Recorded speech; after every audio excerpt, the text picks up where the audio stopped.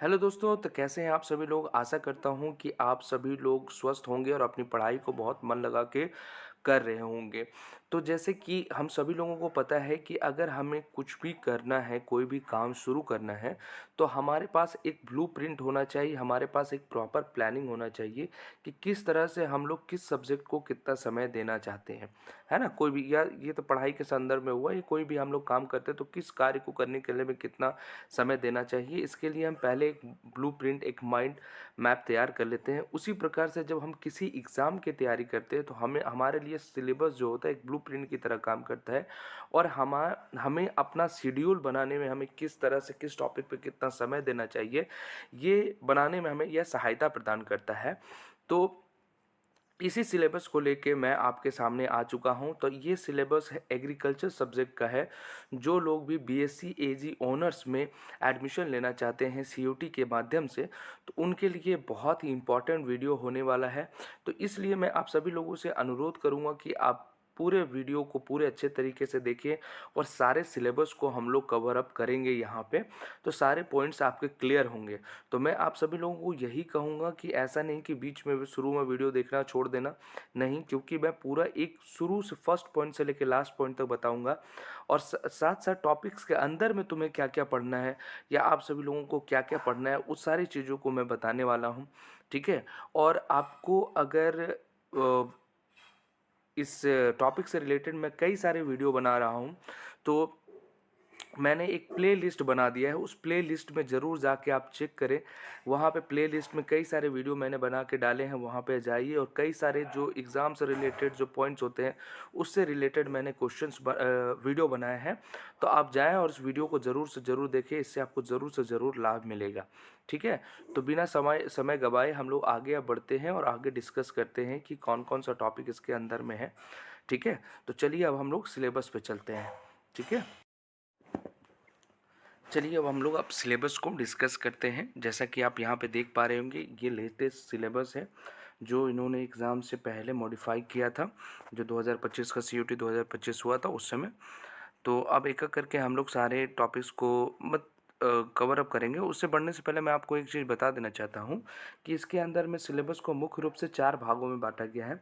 तो पहले पोर्शन में हम लोग एग्रोमेट्रोलॉजी, कृषि मौसम विज्ञान, जेनेटिक्स एंड प्लांट ब्रीडिंग, आनुवांशिक और क्या बोलते हैं पादप प्रजनन के बारे में पढ़ते हैं। और माइक्रोबायोलॉजी, सूक्ष्म जीव, उसको उस पहले यूनिट में उसको हम लोग डिस्कस करने वाले हैं।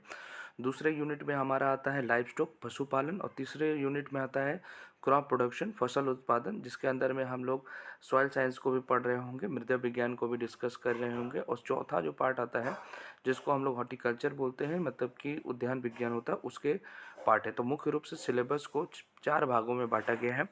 तो हम लोग पहले करके जो पहला यूनिट है उसकी तरफ पढ़ते हैं। और ये जो सिलेबस है, ये एनटीए के साइट पे अवेलेबल है। सीयूटी का जो साइट है एनटीए का, वहाँ पे ये अवेलेबल है। आप कहोगे तो मैं इसका लिंक आपको डिस्क्रिप्शन में डाल दूंगा, नहीं तो आप कमेंट करना, मैं वहाँ पे आपको दे दूंगा जब आप मैसेज करोगे। तो पहला यूनिट हमारा आता है एग्रोमेट्रोलॉजी, कृषि मौसम विज्ञान, जेनेटिक्स एंड प्लांट ब्रीडिंग, जिसको हम लोग बोलते हैं अनुवांशिक एंड पादप प्रजनन। तीसरा आता है बायोकेमिस्ट्री। उसके बाद आता है जीव विज्ञान और माइक्रोबायोलॉजी, सूक्ष्म जीवों के बारे में यहाँ पे हम लोग डिस्कस करते हैं। ठीक है। तो एग्रोमेट्रोलॉजी के अंदर में हम लोग जिस पॉइंट को हम लोग डिस्कस करते हैं, वो एलिमेंट्स ऑफ वेदर है। ठीक है। मतलब जो मौसम होता है उसके तत्व कौन कौन से हैं। तो मुख्य रूप से यहाँ पे हम लोग रेनफॉल पढ़ेंगे, मतलब बारिश, वर्षा क्या होती है, वर्षा के प्रकार कौन कौन से होते हैं। और वर्षा मतलब जो होता है प्रेसिपिटेशन, मुख्य रूप से कितने प्रकार के होते हैं, वर्षण कितने प्रकार के होते हैं, उसको यहाँ पे हम लोग पढ़ने का काम करेंगे। और इनको मापने के लिए यंत्र कौन कौन सा है, उसको हम लोग यहाँ पे पढ़ेंगे। फिर आता है हमारा टेम्परेचर, ह्यूमिडिटी और विंड वेलोसिटी, ये सनसाइन, ये सारे क्या है, एलिमेंट्स ऑफ वेदर है। तो मतलब ये क्या है, मौसम के तत्व में इन सारी चीज़ों के अंदर में हम लोग इनको विशेष रूप से पढ़ेंगे। इसकी परिभाषा क्या होती है, इनके प्रकार क्या होते हैं, और इनको मापने के लिए कौन कौन से यंत्र का इस्तेमाल हम लोग करते हैं, कौन कौन से इंस्ट्रूमेंट का इस्तेमाल करते हैं, उन सारी चीज़ों को हम लोग यहाँ पे पढ़ने वाले हैं। फिर हमारे लिए एक बहुत इंपॉर्टेंट टॉपिक्स आ जाता है वेदर फोरकास्टिंग, जो एग्ज़ाम के पॉइंट ऑफ व्यू से भी हमारे लिए बहुत इंपॉर्टेंट है। इस वेदर फोरकास्टिंग में हम लोग मुख्य रूप से पढ़ रहे होते हैं कि मौसम पूर्वानुमान क्या होते हैं, और मौसम पूर्वानुमान या वेदर फोरकास्टिंग के टाइप्स क्या क्या होते होते हैं उसको हम लोग यहाँ पे डिस्कस करेंगे, ठीक है। और फिर climate change in relation to the crop production, climate classification. ये क्लाइमेट क्लासिफिकेशन जो है जलवायु का वर्गीकरण, ये है नया टॉपिक ऐड हुआ है, इसी साल ऐड हुआ है। फिर मानसून इन इंडिया, ये मानसून इन इंडिया भी हमारे लिए बहुत ज़्यादा इंपॉर्टेंट पोर्शन बन जाता है, टॉपिक बन जाता है, जो एग्जाम के पॉइंट ऑफ व्यू से बहुत इंपॉर्टेंट है। इस मानसून के अंदर में हम लोग पढ़ेंगे मानसून के प्रकार कौन कौन से होते हैं, नॉर्थ ईस्ट मानसून क्या होता है, साउथ वेस्ट मानसून क्या होता है, इन सारी चीज़ों को, तमाम चीज़ों को हम लोग इसके माध्यम, इस टॉपिक के अंदर में हम लोग डिस्कस कर रहे होंगे। अब जेनेटिक्स एंड प्लांट ब्रीडिंग का पोर्शन आता है। तो जेनेटिक्स एंड प्लांट ब्रीडिंग, आनुवंशिक और पादप प्रजनन के अंदर में मुख्य रूप से हम लोग सेल, कोशिका क्या होती है, कोशिका विभाजन क्या होती है, कोशिका के अंदर के भागों को मुख्य रूप से हम लोग यहाँ पे डिस्कस कर रहे होते हैं, ठीक है। तो जैसे कि आप देखें, पहला क्या है जेनेटिक्स एंड प्लांट ब्रीडिंग के अंदर, सेल एंड स्ट्रक्चर, मतलब कोशिका और उसकी जो संरचना किस तरह से, उसको हम लोग पढ़ते हैं। सेल डिवीजन, कोशिका विभाजन में हम लोग माइटोसिस और मियोसिस को पढ़ेंगे। समसूत्री विभाजन और सूत्री विभाजन क्या होता है और उसका क्या महत्व है, क्या सिग्निफिकेंस है, उसको हम लोग यहाँ पे डिस्कस करेंगे। दूसरा जेनेटिक्स एंड प्लांट ब्रीडिंग में organisation of genetic material in the chromosome, DNA और आरएनए, मतलब कैसे डीएनए और आरएनए क्या होता है, क्रोमोसोम के अंदर में स्थित होता है, ये कैसे पैकिंग होती है क्रोमोसोम की, ये डीएनए की पैकिंग किस तरह से होती है, क्रोमोसोम जिसको हम लोग गुणसूत्र बोलते हैं उसकी संरचना किस तरह से होती है, इन तमाम चीज़ों को हम लोग इसके अंदर में डिस्कस करेंगे। फिर हमारा आता है Mendel's law of inheritance. Mendel सबको जानते हैं, उसको जेनेटिक्स ऑफ फादर कहा जाता है, और इसके जो सिद्धांत है, इन्होंने क्या क्या जो लॉ सिद्धांत दिए, उनको हम लोग यहाँ पे पढ़ने वाले हैं। और फिर reason for the success of Mendel in is experiment, absence of linkage in Mendel experiment. अब ये मतलब इसके अंदर में हम लोग साथ साथ पढ़ेंगे कि मेंडल जो एक्सपेरिमेंट किया पी के साथ, उसका सक्सेस क्यों हो गया, उन तमाम चीज़ों को डिस्कस करेंगे। जो लिंकेज जो होता है, वो लिंकेज क्या होता है, और एक्सेप्शन, मेंडल जो एक्सपेरिमेंट जो लॉ दिया था उसके एक्सेप्शन कौन कौन से, उन सारी चीज़ों को यहाँ पे डिस्कस करेंगे। फिर हम लोग डिस्कस कर रहे होंगे कि क्वांटिटेटिव और इनहेरिटेंस क्या होता है, क्वालिटेटिव इनहेरिटेंस क्या होता है, कंटिन्यूअस और डिसकंटिन्यूअस इनहेरिटेंस क्या होता है, इन सारी चीज़ों को हम लोग यहाँ पढ़ेंगे। मोनोजेनिक और पॉलीजेनिक इनहेरिटेंस क्या होता है, मतलब एक जिन से जो कंट्रोल होता है वो कौन सा इनहेरिटेंस होता है, ये बहुत सारे जिन से होते हैं तो उनको हम लोग क्या कहते हैं, उनसे हमें क्या, उनका क्या सिग्निफिकेंस, उनका क्या महत्व, उससे क्या प्रॉब्लम देखने को मिलता है, ये चीज़ों को यहाँ पे पढ़ रहे होंगे। उसके बाद हम लोग पढ़ेंगे role of genetics in plant breeding, self and cross pollinated crop, और method of self breeding, method of breeding in field crops, जैसे कि इसमें हम लोग को पढ़ना है इंट्रोडक्शन, सिलेक्शन, हाइब्रिडाइजेशन, म्यूटेशन और पॉलीप्लॉइडी। तो मुख्य रूप से जो हम लोग को यहाँ पे पढ़ना है कि जेनेटिक्स एंड प्लांट ब्रीडिंग जो है, या सेल्फ क्रॉस पॉलिनेटेड क्रॉप्स जो है, इसके अंदर में मुख्य रूप से हमें इन चीज़ों पे ध्यान देना है कि जो जेनेटिक्स एंड प्लांट ब्रीडिंग का पोर्शन है, तो उसका क्या, जो जेनेटिक पादप प्रजनन जो होता है उसका क्या महत्व होता है, स्वपरागण परागण पौधे कौन कौन से हैं, और उसमें हम लोग कौन सा जो पादप प्रजनन की प्रक्रिया इस्तेमाल कर सकते हैं। उसके बाद हम लोग जानेंगे introduction, selection, hybridisation, mutation, polyploidy, ये सब क्या होता है, परिचय के बारे में हम लोग पढ़ेंगे, परिचय का प्रकार पढ़ेंगे। उसी तरह के हम लोग जब सिलेक्शन, चयन पढ़ेंगे तो चयन के प्रकार पढ़ रहे होंगे, हाइब्रिडाइजेशन को पढ़ रहे होंगे, म्यूटेशन को पढ़ रहे होंगे, पॉलीप्लॉइडी को पढ़ रहे होंगे, ठीक है। उसी के साथ साथ हम लोग पढ़ेंगे टिश्यू कल्चर और सेल कल्चर क्या होता है। तो टिश्यू कल्चर और सेल कल्चर हम लोग हॉर्टिकल्चर वाले पोर्शन में भी पढ़ेंगे, जहाँ पर हम लोग को प्रोपोगेशन पढ़ना है। उसके बाद हम आगे बढ़ते हैं, आगे हम यहाँ पर देखेंगे कि हमें क्या देखने को मिल रहा है। 2 मिनट आप रुक जाइएगा, ठीक है, ठीक है। उसके बाद हम लोग फिर आता है हमारा कि history and importance of plant breeding, मतलब हिस्ट्री, मतलब कि पादप प्रजनन का क्या हिस्ट्री रहा है, क्या इतिहास रहा है, उसके ऑब्जेक्टिव, उसके उद्देश्य क्या है, रोल ऑफ प्लांट ब्रीडिंग, इसका क्या योगदान है, ये तमाम चीज़ों को पढ़ेंगे। फिर ब्रीडिंग मेथड, जैसे कि मैंने आपको बताया था, सेल्फ और क्रॉस पॉलिनेटेड में क्या होता है, इन सारी चीज़ों को हम लोग डिस्कस कर रहे होंगे। साथ ही साथ में हम लोग प्लांट बायोटेक्नोलॉजी के बारे में हम लोग यहाँ पढ़ेंगे। प्लांट बायोटेक्नोलॉजी के बारे में आप बायोलॉजी वाले पोर्शन में भी पढ़ रहे होंगे, वहाँ आपको विशेष रूप से पढ़ाया जाएगा। फिर इसके स्कोप, फसल उत्पादन में बायोटेक्नोलॉजी का क्या इम्पोर्टेंस है, या बायोटेक्नोलॉजी का प्लांट ब्रीडिंग में, पादप प्रजनन में क्या उपयोग है, इन सारी चीज़ों को हम लोग इस टॉपिक के अंदर में डिस्कस कर रहे होंगे। फिर आता है हमारा बायोकेमिस्ट्री, जो जैव रसायन विज्ञान जो होता है, उसके अंदर में हम लोग पढ़ेंगे पीएच और बफर क्या होता है, है ना, कि एसिडिक किसको बोलेंगे, अम्लीय किसको बोलेंगे, क्षारीय किसको बोलेंगे, न्यूट्रल किसको बोलेंगे, इन सारी चीज़ों को पढ़ेंगे। फिर क्लासिफिकेशन एंड नोमेनक्लेचर ऑफ, मुख्य रूप से हम लोग यहाँ पे कार्बोहाइड्रेट, प्रोटीन्स, लिपिड मतलब वसा, विटामिन और एंजाइम और न्यूक्लिक एसिड के बारे में हम लोग इसके बारे में जानेंगे, इसकी परिभाषा क्या होती है और कैसे इसका नामकरण किया जाता है और कैसे किस प्रकार से इसका वर्गीकरण किया गया है, ये बायोकेमिस्ट्री के पोर्शन में हम लोग डिस्कस करने वाले हैं। फिर आता है हमारा माइक्रोबायोलॉजी। माइक्रोबायोलॉजी के अंदर में अगर हमको जो पढ़ना है, माइक्रोबियल सेल स्ट्रक्चर मतलब कि जो सूक्ष्म जीव होते हैं उसकी कोशिकाओं का संरक्षण किस तरह से होता है उसको हम पढ़ेंगे। और माइक्रो ऑर्गेनिज्म के अंदर में एल्गी क्या होता है, बैक्टीरिया क्या होता है मतलब शैवाल किसको क्या होता है, बैक्टीरिया क्या होता है, फंगी मतलब कवक क्या होते हैं, एक्टिनोमाइसिटीज क्या होते हैं, इसके कैरेक्टरिस्टिक्स क्या क्या होते हैं, प्रोटोजोआ के कैरेक्टरिस्टिक्स क्या होते हैं, वायरस विषाणु के क्या कैरेक्टरिस्टिक्स होते हैं, क्या विशेषताएं होती हैं, इन सारी चीज़ों को हम लोग यहाँ पढ़ेंगे। Role of micro organism in respiration, fermentation and organic matter, decomposition, soil flora and fauna.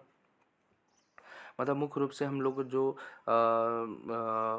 किण्वन होता है वो क्या होता है, जैविक और जैविक पदार्थों का किस तरह से डिकम्पोजिशन होता है, उन सारी चीज़ों को यहाँ पे पढ़ रहे होंगे। फिर एक सीड साइंस का पोर्शन आता है जो नया टॉपिक इंक्लूड किया गया है। इसमें मुख्य रूप से हम लोग सीड बीज की संरचना को पढ़ेंगे, मोनोकोट्स डाइकोट्स क्या होते हैं और दोनों के बीच में अंतर क्या है उसको हम लोग समझेंगे।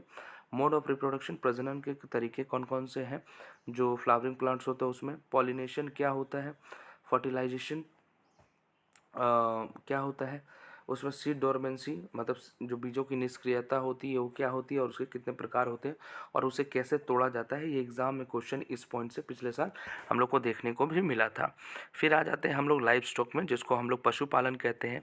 इस पशुपालन में हम लोग पहले पढ़ेंगे इसके स्कोप्स एंड इम्पोर्टेंट, मतलब ये जो पशुपालन हम लोग करते हैं उसका क्या महत्व है और इसका मतलब फ्यूचर में क्या स्कोप है, मतलब क्या इससे हम लोग को फ़ायदा आने वाले जनरेशन में या आने वाले समय में हम खुद को देखने को मिल सकता है। तो इस टॉपिक के अंदर हम लोग पढ़ेंगे importance of life stocks in agriculture and industry, मतलब किसानी में और मतलब इंडस्ट्रियल वर्क में या औद्योगिक में जो लाइफ स्टॉक है पशुपालन का क्या महत्व है। वाइट रिवॉल्यूशन, इसमें हम लोग बहुत इंपॉर्टेंट टॉपिक है कि वाइट रिवॉल्यूशन श्वेत क्रांति क्या है, इसे और किस नाम से जाना जाता है, इनके जनक किसे कहा गया है और किन किन ये कब हुआ था, मिल्क डे राष्ट्रीय मिल्क दिवस क्या होता है, या अंतर्राष्ट्रीय मिल्क दिवस अंतर्राष्ट्रीय दुग्ध दिवस कब मनाया जाता है और राष्ट्रीय दुग्ध दिवस कब मनाया जाता है और किन किन चरणों में हमें श्वेत क्रांति देखने को मिला, इन सारी चीज़ों को यहाँ पे हम लोग डिस्कस करेंगे। उसके बाद हमारे पास आता है important breeds of Indian exotic, distribution of cows, buffalo, goat, sheep, poultry in India.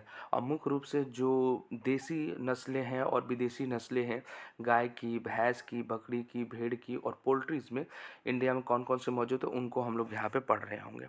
फिर आता है केयर एंड मैनेजमेंट, तो हम लोग किस तरह से मवेशियों का या किस तरह से जो पोल्ट्री होती हैं पोल्ट्री होती हैं तो मुर्गियों का किस तरह से हम लोग रखरखाव करेंगे, उसका घर किस तरह सोना चाहिए, उन्हें किस तरह का खाना देना चाहिए, इन सारी चीज़ों को उनके प्रिंसिपल उसके पीछे का सिद्धांत क्या, उन सारी चीज़ों को हम लोग यहाँ डिस्कस करेंगे। System of cattle and poultry housing और principle of feeding and feeding practices, मतलब कि उन्हें किस तरह से किन किन चीज़ कौन कौन सी चीज़ें खाने के लिए देनी चाहिए और किस तरीके से देनी चाहिए, वहाँ पे इन सारी चीज़ों को यहाँ पर बात करेंगे।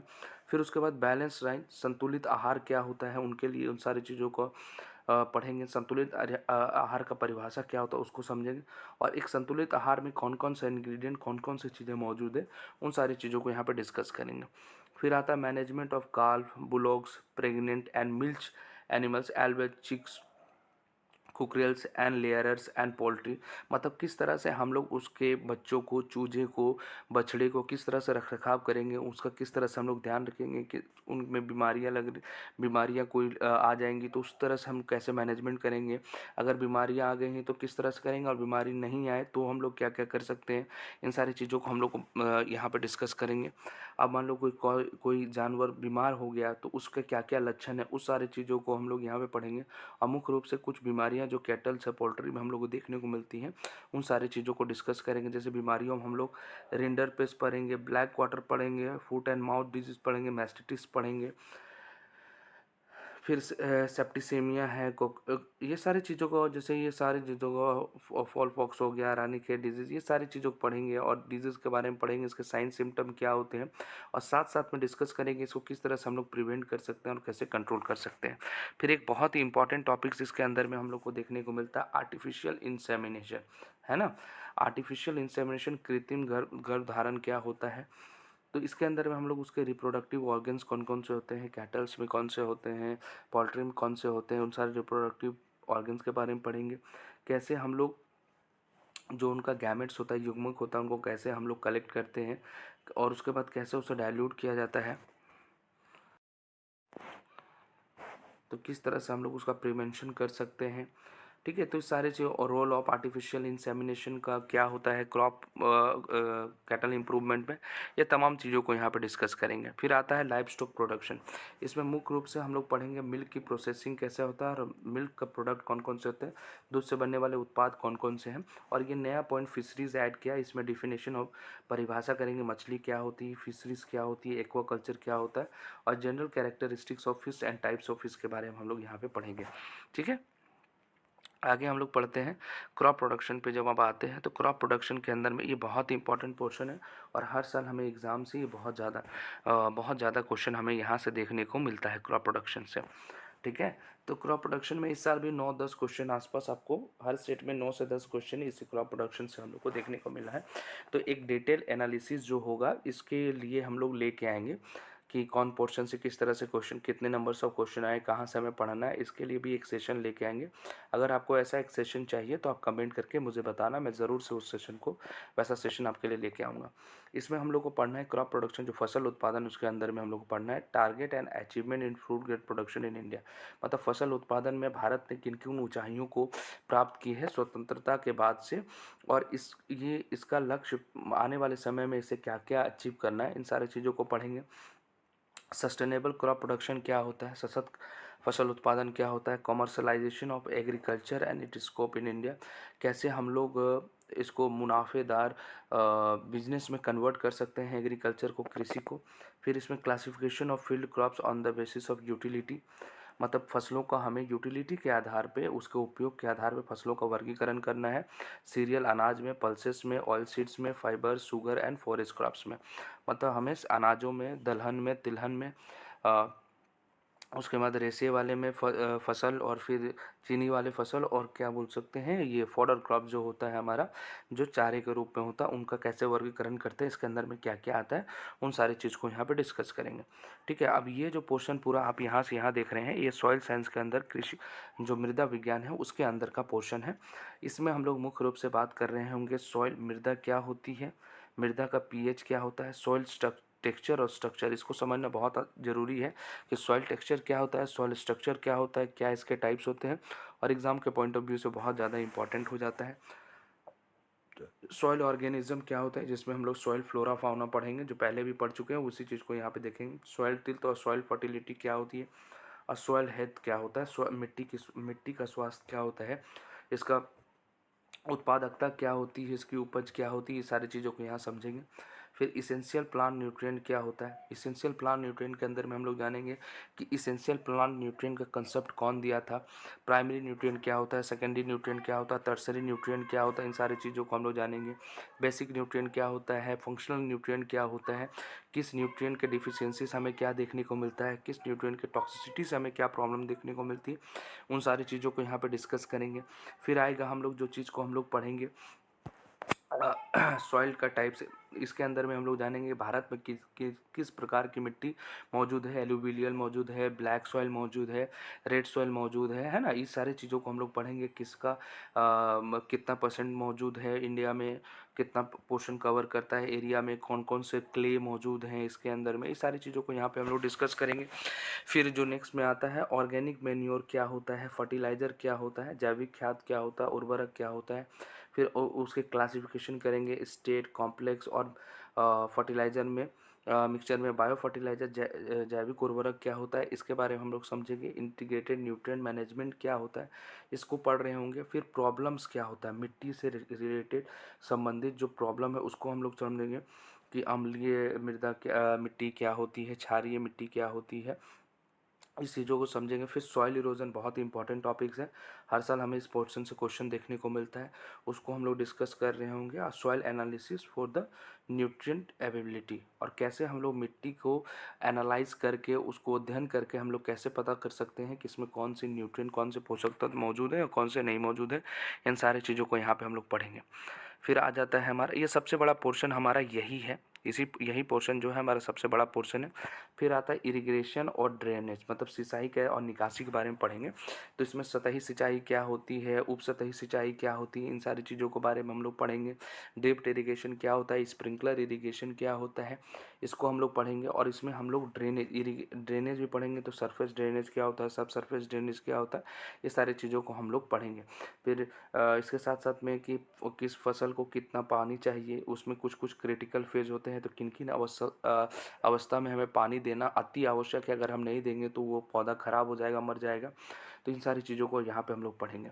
फिर आता है वीड, खरपतवार को कैसे नियंत्रित करेंगे। तो इसमें हम लोग मुख्य रूप से पढ़ेंगे कि खरपतवार की परिभाषा क्या है और कैसे उसका वर्गीकरण किया गया है और उनकी क्या क्या विशेषताएं हैं, ठीक है। फिर उसको नियंत्रित करने के लिए जो कल्चरल मेथड है, मैकेनिकल मेथड है, केमिकल मेथड है, बायोलॉजिकल मेथड है या इंटीग्रेटेड वीड मैनेजमेंट है, तो इसको हम लोग विशेष रूप से पढ़ेंगे। कौन सा कल्चरल मेथड है, कौन सा मैकेनिकल है, कौन सा केमिकल है, कौन सा बायोलॉजिकल मेथड है, और कौन कौन सी चीज़ें, कौन कौन से मेथड, कौन कौन सी प्रक्रिया, जो तरीके हैं वो किस किस के अंदर में क्लासिफाई होगा, किस किस में वर्गीकरण होगा। मुख्य रूप से हमको उन सारी चीज़ों को यहाँ पे हम लोग पढ़ेंगे। उसके बाद आता है हमारा क्रॉप्स, मतलब इसमें कौन कौन सी हम लोग फसलों को पढ़ेंगे। और फसलों को पढ़ते समय हम लोग कुछ विशेष चीज़ों का ध्यान रखेंगे। तो जैसे कि उनका साइंटिफिक नेम क्या है, मतलब उनका वैज्ञानिक नाम क्या है, उस किस परिवार से संबंध रखते हैं, उनकी उत्पत्ति कहाँ से हुई है, उनके गुणसूत्र संख्या क्या है, मतलब क्रोमोसोम नंबर क्या है, ओरिजिन कहाँ से हुई है, इनका साइंटिफिक नेम क्या है, फैमिली क्या है, इन सारी चीज़ों को हम लोग पढ़ेंगे। कब पानी उन्हें देना चाहिए, कितनी सिंचाई उन्हें ज़रूरत है, अगर उसके बीज दर सीड रेट क्या होगा, किस तरीके से हम लोग खेतों में बीज को लगाएंगे, ये सारी चीज़ों को पढ़ेंगे। तो मुख्य रूप से हम लोग जिन जिन फसलों के बारे में पढ़ने वाले हैं, तो राइस मतलब धान के बारे में पढ़ेंगे, वीट गेहूं के बारे में, मेज मक्का sorghum और पर्ल मिलेट के बारे में, जौ बाजरा के बारे में पढ़ेंगे, ग्राउंडनट मूंगफली मस्टर्ड सरसों पिजन पी, अरहर के बारे में, शुगर केन हो गया हमारा गन्ना, फिर कॉटन और बरसीम आ गया, इन सारी चीज़ों को पढ़ेंगे। मिलेट्स एक नया टॉपिक ऐड किया गया है इसी साल से। उसके बाद आता है मॉडर्न एग्रीकल्चर। मॉडर्न एग्रीकल्चर के अंदर में हम लोग पढ़ेंगे कैसे प्रिसीजन फार्मिंग क्या होता है, ऑर्गेनिक फार्मिंग क्या होता है, नेचुरल फार्मिंग क्या होता है, प्राकृतिक खेती क्या होती है, फिर जैविक खेती क्या होती है, रिमोट सेंसिंग क्या होता है, इन सारी चीज़ों को हम लोग यहाँ पे डिस्कस करेंगे। फिर आगे हम लोग पढ़ते हैं हॉर्टिकल्चर में। ये हमारा लास्ट टॉपिक होगा, लास्ट यूनिट होता है। जैसा कि आप सभी को मैंने बताया था कि 4 यूनिट में पूरा चारों सिलेबस दिया हुआ है। इसके अंदर में जो हम लोग मुख्य रूप से पढ़ेंगे, तो पहले हम लोग इसके अंदर में पढ़ेंगे कि अगर हमें बाग लगाना है तो बाग लगाने समय हम लोग को क्या क्या चीज़ों का चीज़ें हम लोग को चीज़ों को हम लोग को कंसीडर करना चाहिए, ध्यान रखना चाहिए। और साथ साथ में इसमें कुछ सब्जियों के बारे में पढ़ना है, कुछ फलों के बारे में पढ़ना है, कुछ फूलों के बारे में पढ़ना है।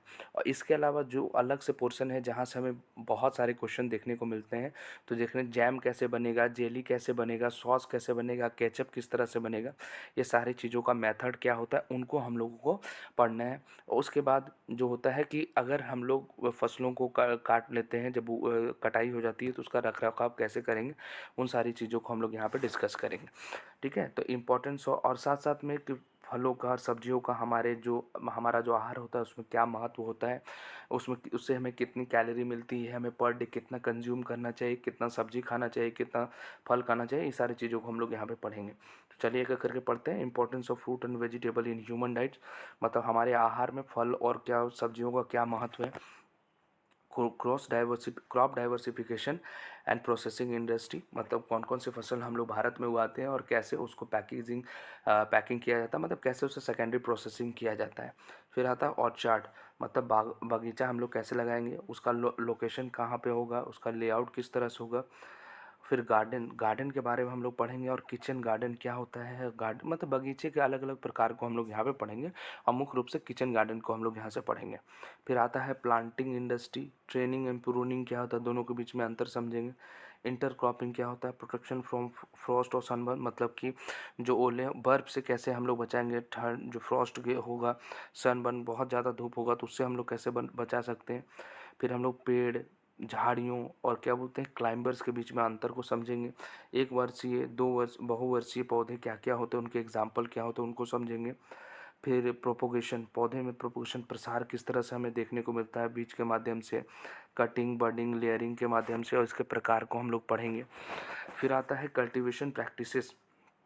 इसके अंदर में जिस तरह से मैंने क्रॉप फसलों में बताया था आपको कि हम लोग उसमें scientific name, origin, family, chromosome number, मतलब उनके वैज्ञानिक नाम क्या है, उनका परिवार क्या है, वो उनका उत्पत्ति कहाँ पे हुआ, उनका गुणसूत्र क्या है, उन बीज दर क्या होता है, सिंचाई कब देंगे, कितनी बार सिंचाई देंगे, उर्वरक कितना हम लोग डालेंगे, नाइट्रोजन वाला कब कितना डालेंगे, पोटास कितना डालेंगे, फॉस्फोरस कितना डालेंगे, ये सब चीज़ें को हम लोग पढ़ेंगे। तो मुख्य रूप से जो फ्रूट्स में, फलों में हमें आम को पढ़ना है, मैंगो, पपाया, पपीता, बनाना, केला पढ़ना है, गुआवा, अमरूद, सिट्रस।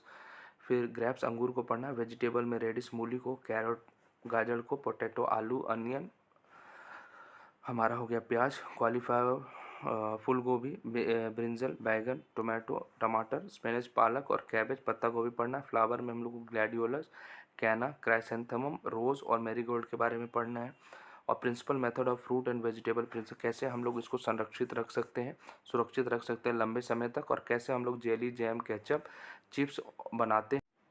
तो इन्हीं चीज़ों को हम लोग यहाँ पे डिस्कस कर रहे होंगे। इतने सारे पॉइंट सिलेबस के अंदर में हम लोग को ध्यान में रखना है कि जैम, जेली और केचप का और उसके पैकेजिंग किस तरह से होती है, इन चीज़ों को हम लोग यहाँ पे पढ़ेंगे और इसको डिस्कस करना है। ठीक है, बस इतना ही हम लोग को पढ़ना है यहीं पे, इतना ही हमारा सिलेबस, और इसको पढ़ेंगे और आसानी से इसमें 220 प्लस आराम से लाया जा सकता है आउट ऑफ 250, है ना। अगर आप मन लगा के मेरे साथ अगर पढ़ाई करते रहोगे अच्छे से, जैसा जैसा मैं कहूँ अगर वैसा करते रहोगे, तो आप आसानी से 220 प्लस कर लोगे। और अगर 220 प्लस अगर आप एग्रीकल्चर में कर रहे हो तो एक बहुत ही अच्छा स्कोर माना जाएगा। ठीक है, तो यह वीडियो बस इतना ही तक के लिए था। इसमें मैंने आपसे पूरे सिलेबस को डिस्कस किया है। अगर आपको कहीं भी किसी तरह का कोई डाउट आता है तो आप मुझे कमेंट करना, मैं उस सारे डाउट को क्लियर करने का प्रयास करूँगा। और आपको मेरे से कोई चीज़ डिस्कस करना या किसी भी चीज़ पे किसी भी तरह का कोई भी सलाह लेना है या मुझसे बात करना है, तो आपको कुछ नहीं करना है, बस मुझे इंस्टाग्राम पे मैसेज कर देना है या टेलीग्राम पे मैसेज कर देना है। आप चाहे तो इसी वीडियो के कमेंट सेक्शन में आप कमेंट कर देना, मैं जैसे ही कमेंट देखूंगा आपको रिप्लाई करने का प्रयास करूंगा। ठीक है, तो इस वीडियो में इतना ही। अगर आपको मेरा मेहनत अच्छा लग रहा हो तो चैनल को जरूर सब्सक्राइब करें, वीडियो आपको अच्छा लगे तो वीडियो को लाइक करें और इसे ज़्यादा से ज़्यादा लोगों के साथ शेयर करें। तो इस वीडियो को यहीं पर समाप्त करते हैं, मिलते हैं एक नए वीडियो में। तब तक आप स्वस्थ रहें और अपनी पढ़ाई को मन लगा के करते रहें। धन्यवाद।